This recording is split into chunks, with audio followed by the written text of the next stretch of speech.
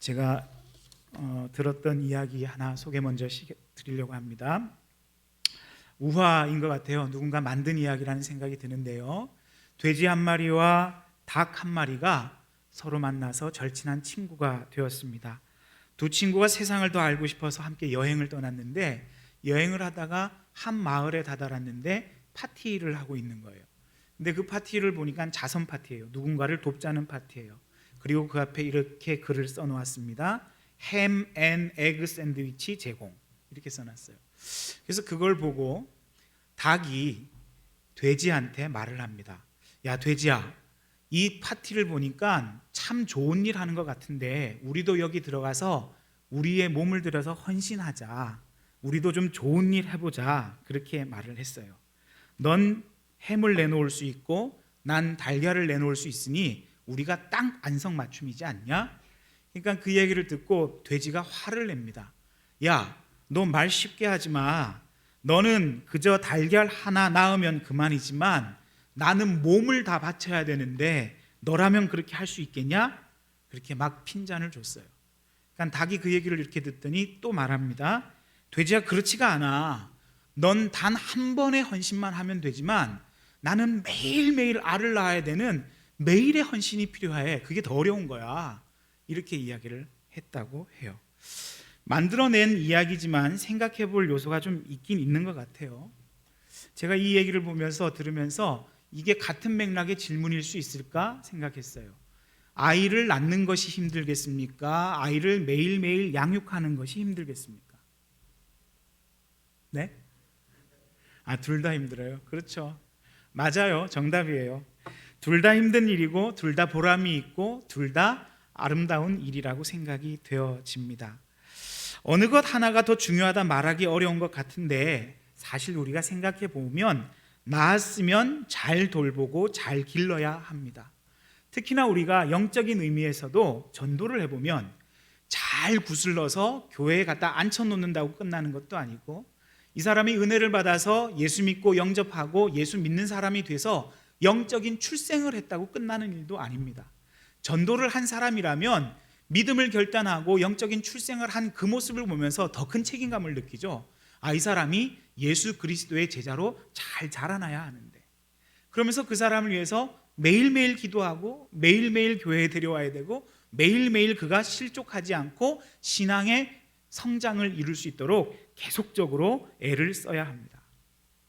오늘 우리가 읽은 성경의 본문 데살로니가 후서는 사도 바울 선생이 데살로니가에 있는 교회에게 보낸 편지들을 가르쳐서 데살로니가 전서, 데살로니가 후서라고 말을 하는 겁니다. 데살로니가에 있는 교회들은 성경학자들의 연구에 의하면 사도 바울이 약 3주 정도 그 지역에 머무르면서 교회가 생겨났다라고 추정을 합니다. 그런데 그 지역에 계속 머무르지 못했던 사도 바울이 그 교회를 탄생시켜 놓고 마음이 놓이지 않았던 것 같아요. 왜냐하면 지정학적으로 이 데살로니가라는 지역은요, 한 80km 정도 떨어진 지역에 올림푸스 산이 있었다고 합니다. 올림푸스 하면 기억나는 게 생각나는 게 있으십니까? 그리스 로마 신화. 모든 그리스 로마의 신화에 나오는 등장하는 신들이 다 그 산에 있다고 하지 않습니까? 그러니까 헬라 문화의 중심지. 그래서 온갖 우상 숭배와 세속 문화가 굉장히 강력하게 그 지역에 퍼져 있는데 거기에 교회가 생겼어요. 데살로니가 교회가 탄생했어요. 그러다 보니 사도 바울 선생의 입장에서는 이 교회가 우상 숭배와 세속 문화의 강력한 도전 앞에 어떻게 실족하지 않고 자라갈 수 있을까 기도할 수밖에 없었다는 거죠. 그래서 우리가 영적으로도 가장 좋은 돌봄, 가장 좋은 양육은 어쩌면 기도인지도 모르겠습니다. 그것을 중보의 기도라고 부를 수도 있는 것이고, 저는 오늘 설교의 제목을 돌봄의 기도라고 잡아보았습니다. 우리에게도 사도 바울과 같이 돌보아야 할 대상들이 참 많이 있습니다. 부모라면 자녀를, 구역장이라면 구역원을, 교사라면 맡은 아이들을 돌봐야겠죠. 돌봄에는 많은 영역이 있지만 우리는 바울과 같이 돌봄의 기도를 빼놓을 수는 없을 것입니다. 그렇다면 과연 돌봄의 기도에는 어떤 내용들이 들어가야 되고 어떻게 기도하는 게 돌봄의 기도가 될 수 있을까? 이것을 함께 묵상해 보겠습니다. 돌봄의 기도는 먼저 부르심에 합당한 삶을 구하는 기도입니다. 따라하시죠. 부르심에 합당한 삶을 구하십시오. 11절 말씀 상반절 같이 한번 또 읽습니다. 시작. 이러므로 우리도 항상 너희를 위하여 기도함은 우리 하나님이 너희를 그 부르심에 합당한 자로 여기시고, 이렇게 기도했어요. 내가 너희를 위하여서 지금도 기도하고 있는데 그 기도의 내용 중에 가장 첫 번째 등장하는 내용이 뭐냐면 너희가 부르심을 입었는데 그 부르심에 합당한 자로 살기를 원한다. 하나님이 보시기에도 부르심에 합당한 자로 평가받기를 원한다. 이렇게 기도하고 있다는 거예요. 부르심이라는 것 자체는 사실 어쩌면 하나님의 영역입니다. 하나님이 택하여 부르시고 하나님이 택하신 그 시간에 우리들을 만나주시고 부르십니다. 그것은 하나님이 알아서 할 영역이신데 그 합당한 반응, 부르심에 합당한 자가 되는 것은 우리가 평생 동안 믿음 생활을 하면서 나타내야 될 삶의 결과물이기도 하고 하나님이 기대하시는 것이기도 합니다. 하나님 우리를 죄와 악독에서 부르셨습니다. 어둠에서 빛으로 부르셨습니다. 이렇게 하나님의 부름을 받은 자들을 가르쳐서 성경은 뭐라고 말하냐면 성도라고 말을 해요. 거룩할 성자에 물이 돋자, 그러니까 거룩한 물이다, 이렇게 표현하거든요. 그러니까 이 한자어 성경을 보면은 이게 무리를 지어서 표현하니까 그래도 좀 마음이 편해요. 그런데 영어 성경으로 들어가시면은요, 이 표현이 점점 적나라해지고 노골적입니다. 성도라는 표현을 NIV 번역에서는 people of God, 하나님의 사람들이다, 하나님의 사람이다, 이렇게 말을 하고요. 킹 제임스 버전에서는 성도를 뭐라고 표현하냐면 직접적으로 saint라고 말을 해요. 세인트는 우리말로 번역하면 성자 아닙니까? 성자. 부담이 되세요? 안 되세요? 하나님 부르심을 받으면은요, 누가 봐도 성자처럼 살아야 된대요. 저는 이 말씀 이렇게 묵상하니까 되게 부담이 되더라고요. 아니, 내가 어떻게 성자처럼 살 수가 있어? 내가 어떻게 그렇게 존중받고 존경할 수 있는 기적을 나타내고 특별한 능력이 있는 것 같은 성자일 수 있을까? 무척 부담이 됩니다. 그냥 성도라는 이름처럼 무리에 섞여서 조금 부담이 덜했으면 좋겠는데, 그런데 여러분 너무 걱정하지 마세요. 성자라는 말은 죄가 없다, 특별한 능력이 있는 사람이다, 이런 뜻이 아니라 죄에 민감한 사람이다 라는 뜻을 담고 있습니다. 우리가 하나님의 사람으로 하나님께 부름을 받으면요, 거기에 합당한 자가 되는 것은 가장 우선적으로 죄가 느껴지는 거예요. 죄의 민감성을 가지게 되는 거예요. 그래서 하나님 앞에 거룩하고 정결하게 해달라는 그 기도가 나올 수밖에 없는 것이죠. 여러분에게 누군가를 돌봐야 되는 책임이 있습니까? 어떤 영혼을 맡고 있습니까? 자녀가 있습니까? 그 자녀를 위해서 오늘도 위해서 기도하십시오. 나의 자녀가, 내가 맡은 영혼이 거룩한 자로, 죄에 민감한 자로 살아가게 하십시오. 이게 중보의 기도의 기초이며 돌봄의 기도의 내용입니다. 저희 아버지 목회하셨다고 말씀드렸잖아요. 아버지가 자녀들을 위해서 기도해 주시는 시간이 참 많았던 것 같습니다. 명절 때마다, 또 어떠한 일이 있을 때마다, 시험 치러 가기 전마다 꼭 기도를 해 주시는데, 제가 이렇게 장성했어도 잊혀지지 않는 아버지의 기도의 구절이 있습니다. 꼭 하시는 기도, 어르신들 그 기도 참 많이 하시는 것 같아요. 악한 것들 틈타지 못하게 하시고 세상 것에 때묻지 않게 하십시오. 이 기도를 늘 하셨어요. 제가 이제 어린 나이에도 그 말을 이렇게 쭉 기도를 들으면서 혼자 생각하죠. 아버지는 열심히 이렇게 침을 튀기면서 기도를 하시지만 저는 내가 어떻게 죄를 안 질 수 있어? 내가 어떻게 세상 영향에 전혀 안 받고 교회 안에서만 살 수 있어? 그 생각을 참 많이 했던 것 같아요. 실제로 죄도 많이 짓고 때도 많이 타고 하나님 보시기에 부끄러운 삶도 있습니다. 시간도 있습니다. 그런데 재미난 것은 저는 여전히 수준이 낮은 상태에 있음에도 불구하고 아버지가 저를 위해 하셨던 그 기도가 잊혀지지 않아요. 그게 기억에 남아요. 그것을 기억한다는 것은 늘 우리가 돌아와야 될 중심으로 돌아오게 하는 어떤 작용을 하더라고요. 마치 중심을 잃어서 휘청거리는 것 같으면 수평을 맞추어 주듯이, 균형을 맞추어 주듯이 저를 다시 하나님의 중심에 서게 하는 그런 기도의 어구가 되었습니다. 이 기도가 우리의 자녀들에게 필요하지 않습니까? 나에게 맡겨주신 영혼들에게 필요하지 않습니까? 아니, 우리 스스로에게도 필요하지 않습니까? 우리의 영혼을 돌보는 기도, 하나님 합당한 삶 저희한테 있게 해주세요. 거룩을 두려워하는 것이 아니라 거룩을 사모하는 마음을 주세요. 그 기도가 저와 여러분의 기도가 되기를 소원합니다. 여러분이 맡은 자녀와 여러분이 맡은 영혼들을 위해서 매일매일 거룩을 하나님이 보시기에 합당한 삶을 기도하시는 여러분 되시기를 주님의 이름으로 축원드립니다. 돌봄의 기도는 어떤 것을 구하는 기도일까? 두 번째는 믿음의 능력을 구하는 것입니다. 따라하시죠. 믿음의 능력을 구하십시오. 11절 하반절 말씀 또 같이 한번 보도록 하죠. 계속해서 읽습니다. 시작. 모든 선을 기뻐함과 믿음의 역사를 능력으로 이루게 하시고.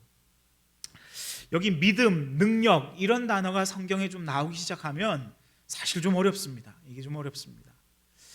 능력 없기를 바라는 사람이 어디 있겠습니까? 특히나 저도 뭐 남자이니까 능력이 많았으면 좋겠거든요. 힘이 셌으면 좋겠거든요.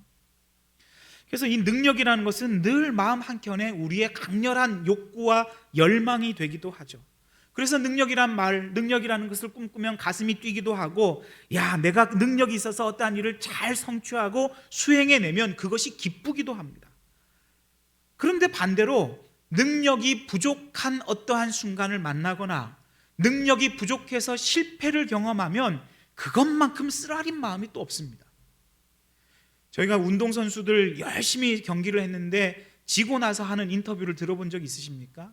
그러면 선수들이 인터뷰를 하면서 그런 표현을 많이 쓰는 것 같아요. 저희가 최선을 다했습니다만 역부족이었습니다. 역부족이라는 건 여기 능력의 부족이었습니다. 그런 표현이잖아요. 그 운동선수가 얼마나 분할까요? 얼마나 마음이 쓰라릴까요? 그런 마음이 들어요. 근데 성경 말씀을 보면 꼭 믿음과 능력이 결합되면은 뭔가가 이루어질 것 같고 믿음의 역사라는 표현을 쓰고, 그런 성경 구절 여러분 들어보셨어요? 누가복음 17장 6절 제가 하나 뽑아왔는데 같이 한번 읽어보세요. 시작. 주께서 이르시되 너희에게 겨자씨 한 알만한 믿음이 있었더라면 이 뽕나무더러 뿌리가 뽑혀 바다에 심기어라 하였을 것이요 그것이 너희에게 순종하였으리라. 이런 성경 구절 보시면 느낌이 어떠신데요? 저희가 교회 생활한 지가 몇 년인데 겨자씨만한 믿음이 없을까요, 저희한테? 죄송해요. 여러분들을 바라보면서 이런 얘기를 했을 때 그냥 저를 생각해 보세요. 그래도 서울 침례교회 담임 목사인데 이 역사와 유서 깊은 교회 담임 목사로 뽑아주셨는데 저에게 겨자씨만한 믿음이 있겠습니까? 없겠습니까? 그러면 제가 뽕나무를 뽑혀서 기도하면 옮겨지겠습니까? 안 옮겨지겠습니까? 왜 그건 대답을 못 하세요? 말씀을 믿으시는 거예요? 안 믿으시는 거예요? 아니, 그러니까 마태복음 본문에서는 산을 옮기운다고 그러잖아요. 겨자씨, 똑같은 표현이에요. 겨자씨만한 믿음이 있으면 산을 옮기우라 하면 그 산이 옮기울 것이다, 그렇게 표현하지 않습니까? 그게 제 마음에도 겨자씨만큼은 있지 않을까? 그런 생각이 드는데 안 되는 것 같단 말이에요.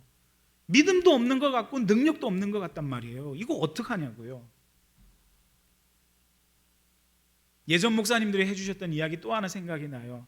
한 할머니가 예배 시간 참석했는데 목사님이 설교를 하시더래요. 이 본문 가지고 겨자씨 한 알만한 믿음이 있으면 나무를 옮기우라 하면 나무가 옮겨진대. 그 말을 이렇게 듣고 생각하시는데 마침 잘 됐다 싶었더랍니다. 왜냐하면 할머니 집 앞마당에 사과나무가 한 그루 심겨 있는데 그 사과나무가 꼭 본인이 보고 싶어하는 좋은 풍경을 가리고 있어서 아이고 저 사과나무가 꼭 뒷마당으로 갔으면 좋겠다, 그 마음이 들었대요.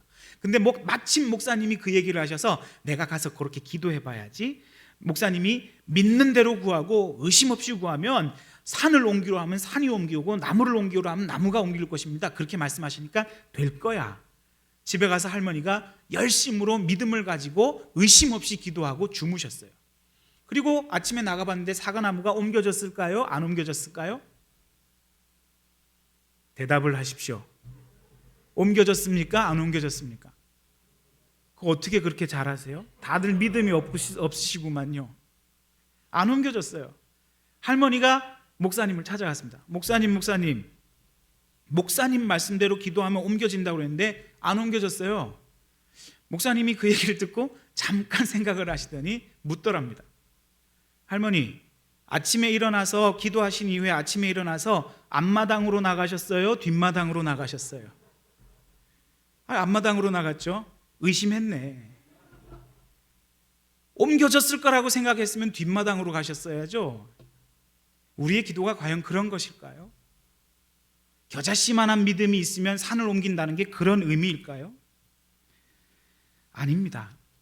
우리의 기도, 믿음의 능력을 구하는 것, 그것은요, 산을 보는 기도가 아니라 하나님을 보는 기도입니다.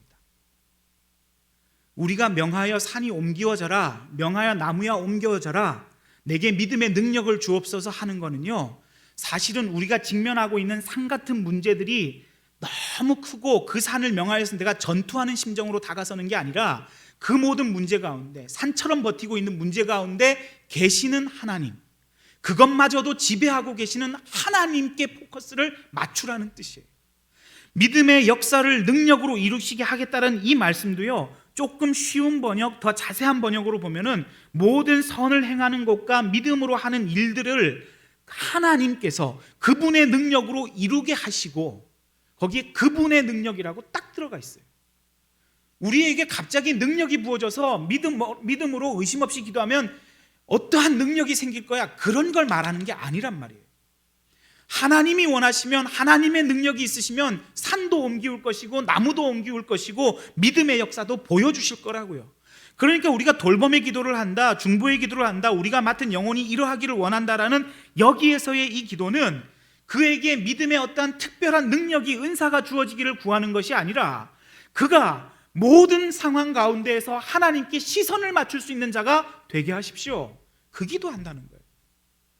그래서 하나님이 역사하시는 것을 알게 되고 경험하게 되면 그 아이의 인생은, 그 영혼의 인생은 바뀔 것입니다. 그 말인 거죠. 여러분, 그런 경험 있으십니까? 믿음 생활하면서 하나님이 역사하셨던 거 맛보는 게 얼마나 기쁜데요, 얼마나 신기한데요.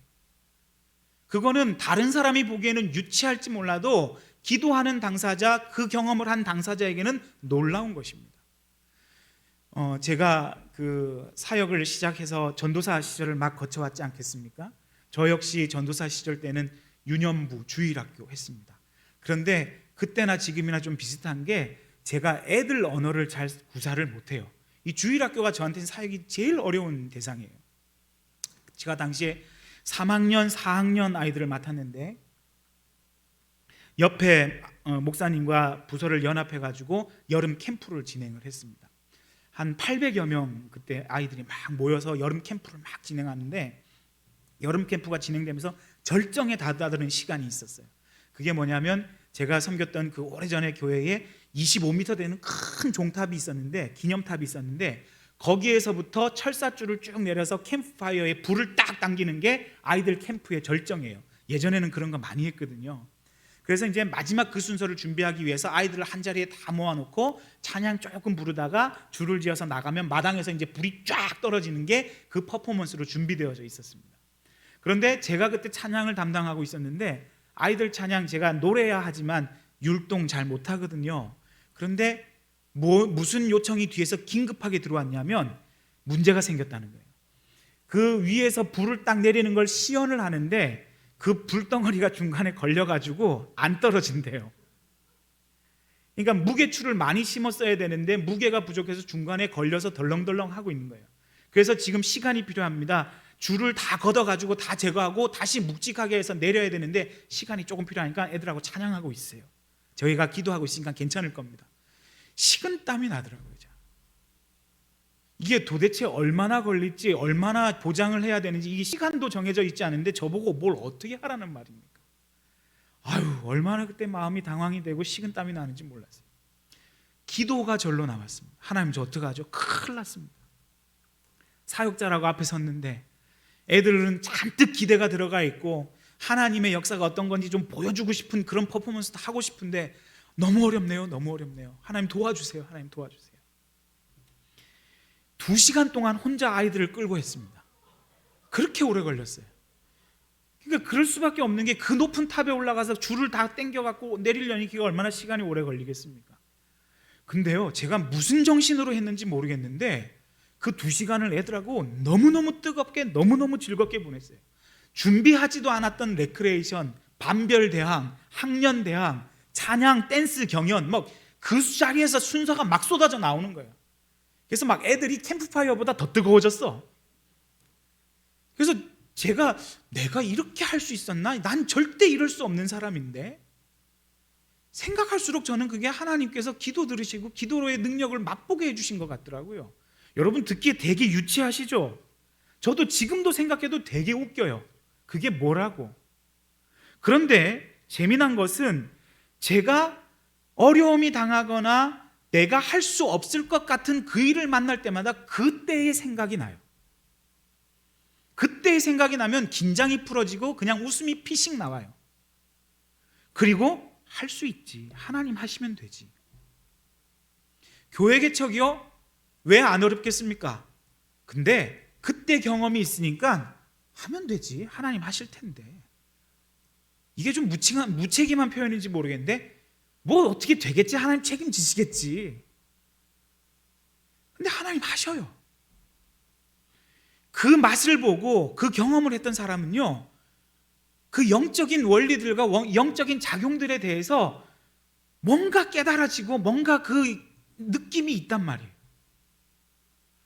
그러니까 저는 그때의 그 경험이, 그 기쁜 기억이 아무리 어려움을 당해도 픽 한번 웃게 하시는 그 하나님께서 심겨주신 그 인상이 진짜 능력 아닐까? 하나님이 내게 주신 믿음 아닐까? 그런 생각을 하게 돼요. 기도를 통해서 능력이 부어진다는 것, 놀라운 은혜이며 신나는 경험입니다. 여러분 앞에 지금 어떤 거대한 산이 있는지 저는 알지 못하지만 하나님은 아시지 않습니까? 하나님께 시선을 두고 여러분 먼저 기도하십시오. 그리고 여러분이 품어야 되는 그 대상들에게 문제와 산 같은 어려움이 있다 할지라도 그런 기도와 그런 믿음의 경험을 할 수 있도록 중보하십시오. 하나님께서 행하실 겁니다. 하나님께서 능력을 보이실 겁니다. 하나님께서 그에게 선으로 산다는 건 무엇인지, 성도가 가지는 믿음은 무엇인지 가르치실 겁니다. 그런 기도가 저와 여러분에게 있기를 소원합니다. 돌봄의 기도는 무엇을 구하는 것인가? 세 번째로 예수님의 영광을 구하는 것입니다. 따라하시죠. 예수님의 영광을 구하십시오. 12절 말씀입니다. 12절 말씀 시작. 우리 하나님과 주 예수 그리스도의 은혜대로 우리 주 예수의 이름이 너희 가운데에서 영광을 받으시고 너희도 그 안에서 영광을 받게 하려 함이라. 영광 이야기를 많이 했습니다. 사도 바울은 기독교 역사상 가장 위대한 인물이라 해도 손색이 없는 업적을 쌓은 사람이죠. 그런데 사도 바울은 시종일관 그가 어디를 가든지 어떠한 시간이든지 자신의 명성보다 예수님의 이름을 높이는 일에 매진했습니다. 자기가 이름 높여봤자 소용없다는 걸 이미 많이 경험을 했거든요. 어떻게 사도 바울이 그 첫 마음을 유지할 수 있었을까? 늘 기도로 돌아왔던 것 같아요. 그의 결정적인 하나님의 영광을 구하는 그 결정적인 비결은 기도에 있었습니다. 언제나 그의 기도에는 예수의 영광을 구하고 자신의 것은 감추어지기를 원하는 그 기도가 주를 이루었습니다. 예수를 중심에 두었기 때문에 가능한 것이죠. 그래야 내가 살고 예수의 영광이 드러나야 그 영광 가운데 우리가 거한다는 것을 끝없이 경험했고 끝없이 가르쳤습니다. 그래야 합니다. 예수 믿는 자들은요, 나의 이름 나타내는 것 아닙니다. 예수 잘 되는 겁니다. 나는 죽고 예수로 사는 게 믿음의 사람들입니다. 그래서 예수님 영광 받으십시오. 모든 영광 하나님 받으십시오. 그 말이 되뇌어지고 그것이 우리의 신앙의 고백이 될 때 하나님의 영광 가운데 우리도 거하게 되는 거죠. 우리의 자녀들이 잘 되기를 바라십니까? 그러면 예수의 영광 구할 줄 아는 그런 사람 되게 해달라고 기도하세요. 내가 돌보고 있는 영혼들이 잘 되기를 원하십니까? 예수의 영광 먼저 생각하는 자가 되게 해달라고 기도하십시오. 그래야 삽니다. 그래야 우리에게 형통이 있습니다. 그래야 하나님이 영광 받으시고 우리도 그 영원한 영광을 함께 누릴 수 있습니다. 서울침례교회의 중직 여러분, 그리고 기도의 자리를 지키시는 여러분, 오늘 함께 나눈 이 기도의 모든 제목들이 여러분을 통해서 좀 나가셨으면 좋겠어요. 특별히 또 기도하실 때 목회자들 위해서 기도해 주셨으면 좋겠습니다. 목회자들이라고 기도가 필요 없는 사람들이 아니에요. 더 많이 기도가 필요해요. 그들이 하나님의 합당한 삶을 사는 자들 되게 하십시오. 그들이 하나님의 영광을 구하는 자들이 되게 하십시오. 그들이 믿음의 능력을 경험하는 자, 하나님께 시선을 맞추는 자 되게 하십시오. 먼저 교육자들 필요하지 않겠습니까? 제가 서울침례교회 부임하고 나서 제가 놀라운 점을 하나 발견했어요. 서울침례교회가 기도의 이 플랫폼이 굉장히 많더라고요. 생각해봤어요. 새벽기도 있죠, 금요기도 있죠, 중보기도실 운영하고 있죠. 저희 교역자들 모임할 때마다 교역자 모임기도 하시죠. 그 다음에 광야기도라는 것도 하더라고요. 제가 좀 기도에 대한 욕심이 막 생겼습니다. 기도의 플랫폼은 많은데 그 기도의 플랫폼에 여러분이 들어와 계시는 분들이 좀 적은 것 같더라고요. 물론 중보기도실을 통해서 알아보니까 중보기도 이 헌신자들은 계속적으로 기도하고 계셨어요. 본인들끼리 카톡 나누면서 그 기도 제목 올라온 거 기도하고, 목회자 위해서 기도하고, 청빙의 가정 위해서 기도하고, 교회의 잘됨을 위해서 기도하고, 환우를 위해서 기도한다고 하시대. 너무 감사했어요. 그런데 그분들은 너무너무 잘하셨는데 이 교회의 현장을 지키고 있는 교역자들이 그 플랫폼을 너무 활용을 못하는 것 같아서 저희가 먼저 모여서 기도를 뜨겁게 했습니다. 그리고 요청했습니다. 우리 목사님들, 전사님들, 우리가 먼저 기도의 자리를 지킵시다. 중보기도실 비우지 말고 매일매일 1시간씩 좀 우리가 돌아가면서 기도합시다. 좀 광야기도도 너무 좋더라고요. 광야기도 목요일날 한다고 해서 제가 참석해 봤는데요, 정말 아무것도 없이 불만 살짝 켜놓고 기도하시더라고요. 이게 모든 게 다 들려.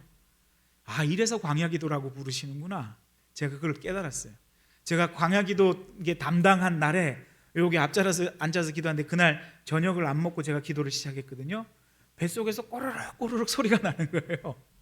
그래서 내 수준이 이렇구나. 광야에 서면 모든 게 다 드러나는구나. 그런 기도가 되더라고요. 너무 좋아요, 여러분. 광야기도 오십시오. 금요기도 제가 참석하거든요. 금요기도는 좀 뜨거운 부르짖음이 있으면 좋겠어요. 우리가 하나님 앞에 쏟아놓을 걸 쏟아놓으셔야죠.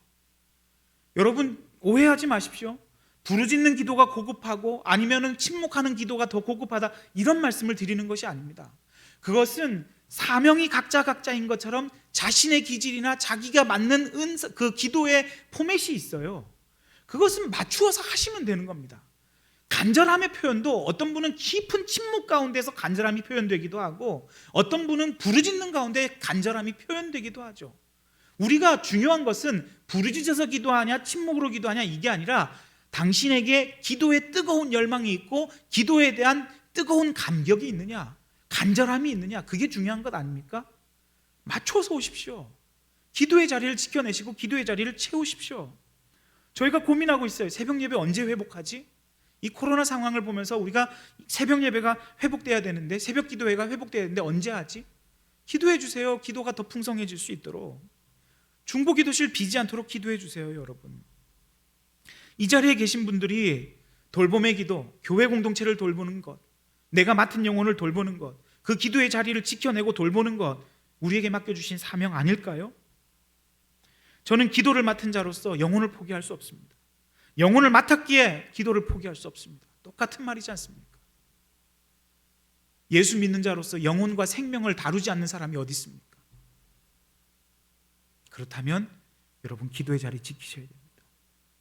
오늘 함께 나눈 기도의 제목으로 기도하실 수 있어야 됩니다. 우리의 기도 가운데 영광을 받으시는 예수 그리스도를 발견하실 수 있어야 합니다. 바울처럼, 예수님처럼 그렇게 기도하실 수 있는 저와 여러분 되시길, 마음을 다한 돌봄의 기도가 여러분의 입술의 기도가 되시길 주님의 이름으로 부탁드립니다.